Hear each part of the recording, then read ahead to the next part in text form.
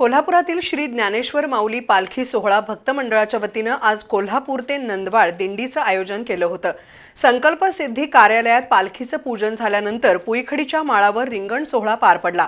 तत्पूर्वी शिवाजी पेठेतील खंडोबा तालीम परिसरातही उभा रिंगण सोहळा झाला। त्यामुळे हजारो भाविकांनी भक्ती रसात चिंब होऊन रिंगण सोहळ्याचा आनंद अनुभवला।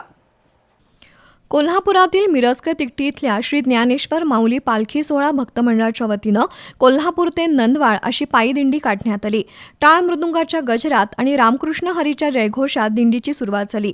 आमदार राजेश क्षीरसागर यांनी दिलेल्या 70 किलो चांदीच्या रथातून ही पालखी बिनखांबी गणेश मंदिर निवृत्ती चौक मार्गे खंडोबा तालीम परिसरात आली। इथं उभा रिंगण सोहळा पार पडला।